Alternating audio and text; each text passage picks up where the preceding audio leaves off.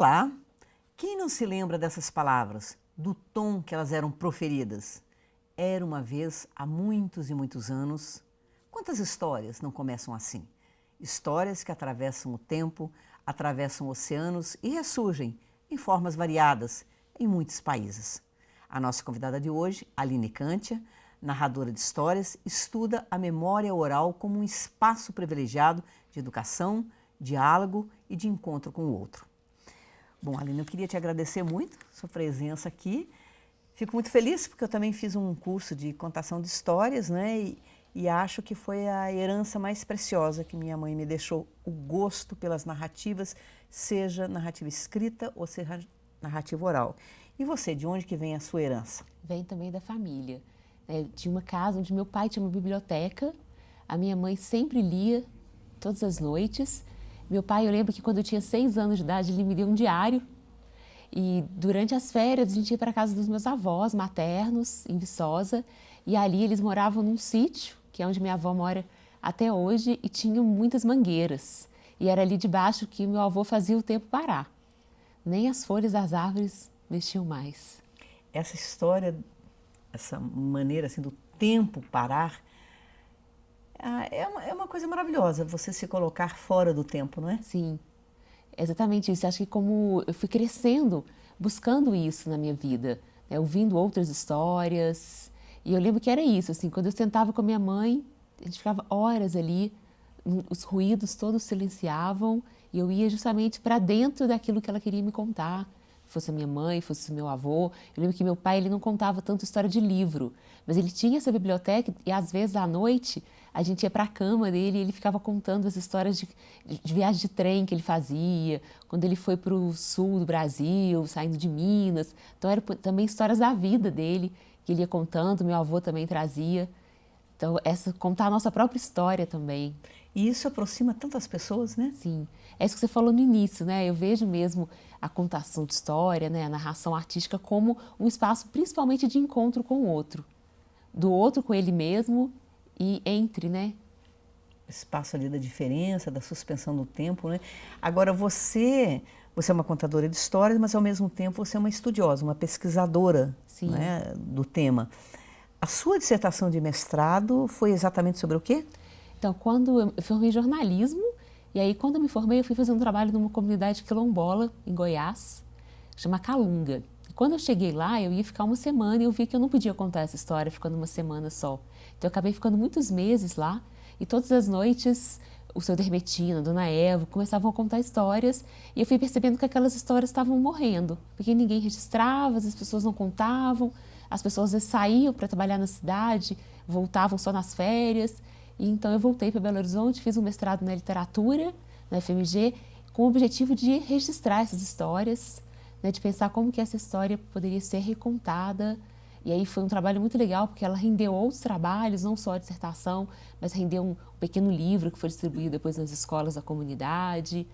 E essa era um pouco a ideia, era ver que vozes são essas, né, fora dos cânones da literatura. E você disse, se não me engano, na banca de mestrado, foi na qualificação já do doutorado, que refletir sobre as histórias melhorou a sua atividade de contadora de histórias. Exatamente. Você acha realmente isso? Eu acho. Eu costumo brincar, né? As pessoas perguntam muito, né? Ah, você faz doutorado, você quer dar aula, você vai fazer concurso? E eu falo que não, que eu faço doutorado para contar a história melhor. Eu costumo dizer que hoje eu sou exatamente aquilo que eu queria ser quando eu tinha 7, 8 anos de idade e que eu escrevia no meu diário que meu sonho era viajar o mundo contando histórias. Nossa, olha! E é isso, assim. Então tudo que vem além vem para acrescentar, mas a minha essência mesmo é isso. Eu estudo, acho super importante fazer o doutorado, né, pesquisar, ter outros encontros com outros autores, encontrar narradores tradicionais, refletir mesmo, porque quando eu conto história eu não estou sozinha, eu conto história com tudo aquilo, conta comigo, né, quem eu conheci, os lugares que eu visitei, os livros que eu li. E você hoje você está dedicada inteiramente ao ofício. Isso, exatamente. Eu dei aula durante 5 anos, mas já tem 8 anos que eu vivo mesmo para e de contar histórias. É um ato corajoso, né? Porque você lida um pouco com o incerto, né? O provento não vem do lugar certo, mas ao mesmo tempo acho que para se fazer arte, parece que essa entrega ela é fundamental, né? Sim, ela é fundamental. Eu percebo que, assim, para poder chegar, né, também nessa possibilidade de viver só de arte, eu não venho sozinha. Né? Então, eu consigo viver disso porque tem comigo o meu parceiro na música, que é o Chicó do Céu. Eu tenho por trás uma equipe, né, de contabilidade, assessoria de imprensa, de produção executiva, de produção artística. Né? Às vezes, algum outro trabalho a gente convida outros artistas para fazer. Então, eu acho que pensar a arte também como todo esse processo, né, de fruição artística, de produção, pensar que é uma cadeia mesmo, né? Essa ideia da indústria cultural, criativa. E eu acho que é isso, assim. E aí, por causa disso, por causa de ter toda essa equipe comigo, é que eu posso hoje parar, acordar e passar o dia criando. Voando, imaginação voando, né? Exatamente. Porque tem uma base de Porque tem uma sustentação, base, né? Isso é interessante. que é essencial. Agora, o seu doutorado você vai defender daqui a um tempinho, alguns dias praticamente, né? Praticamente. Você deu continuidade ao estudo do mestrado, você aprofundou algum aspecto? Eu aprofundei a questão da narrativa. Eu demorei 10 anos, né, entre um e outro, e aí quando eu fui fazer o doutorado, já era mesmo uma narradora, digamos, profissional. E sempre uma questão que eu sempre tive é porque as escolas sempre me convidam para ensinar o professor a contar a história. E quando eu comecei, eu ficava pensando, o que eu vou ensinar?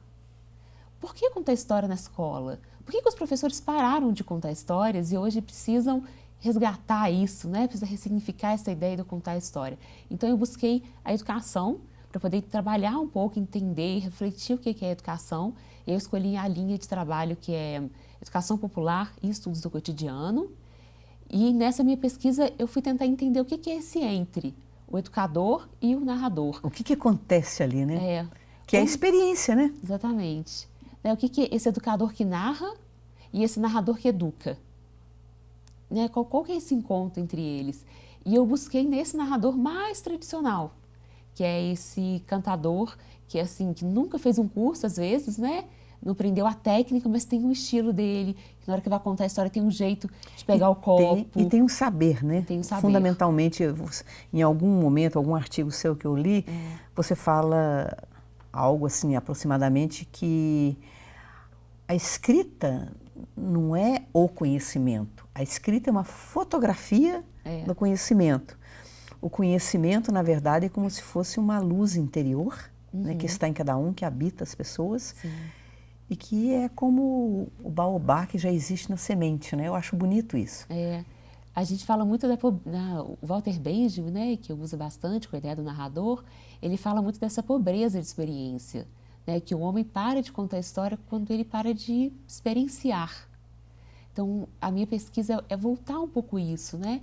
E esse professor, esse educador, talvez ele tenha que voltar a experimentar.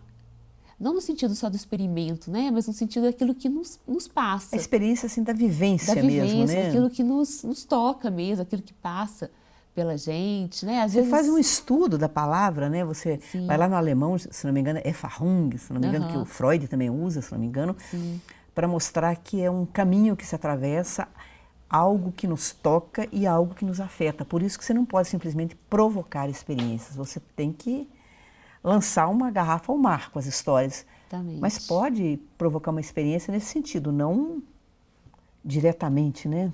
É aquilo que vai, né? Eu vejo assim, às vezes a gente não lembra o que a gente comeu ontem, mas se a gente sente um cheiro, vem uma lembrança na mesma hora daquilo, aquela comida, né? Que faziam pra gente numa ocasião especial, de um professor, de uma avó. Então, eu acho que quando eu penso a narração dentro da educação, é um pouco isso, assim, o que eu quero provocar? Né?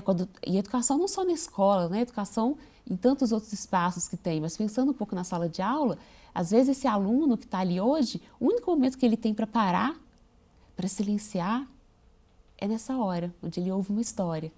Né? E essa história vai transmitir para ele várias questões. Às vezes o professor fala assim comigo, nossa, mas eu não tenho jeito para contar história, eu não tenho ritmo, eu não tenho voz. Mas quando a gente abre um livro e conta uma história, lê uma história para uma criança, o que ela está menos preocupada nesse momento é como é que é o ritmo, como ela quer é isso, né? Esse falar a mesma língua. Eu acho que quando a gente conta história, a gente está falando a mesma língua do outro. independente do idioma que a gente está falando, independente se é uma criança que está ouvindo, se é um adulto, se é um jovem. E é um momento de grande proximidade, né? Assim, geralmente pais que contam histórias, né? É um momento que vai ficar para sempre na lembrança das pessoas, né? Mas eu acho que uma professora que conta histórias, ela pode criar uma proximidade, uma afetividade com os alunos, né? Sim. Que é essa coisa mesmo de falar a mesma língua, né? Quando a gente está ali sentado, todo mundo, se eu acredito, né? Eu acho que história está muito ligada com verdade. Se eu acredito que a bruxa está ali mesmo, ela está ali naquele momento. Ela está ali. Ela está. O dragão está ali, a princesa está ali, né? Eu não preciso trazer a bruxa, né? Mas eu posso falar da bruxa, eu posso acreditar nela. E aí eu vou construindo aquele imaginário coletivo. Eu acho que quando a gente conta a gente conta a história junto com o outro. É uma atividade que envolve o coletivo, né? Vamos fazer então um pequeno intervalo e nós voltamos já daqui a pouco já falando sobre o Instituto Abre Palavra, instituto que a Aline Cantia criou. Até daqui a pouco. Aquela princesa nunca mais teve medo do escuro, porque era só na escuridão que ela podia cantar e dançar com o brilho das estrelas.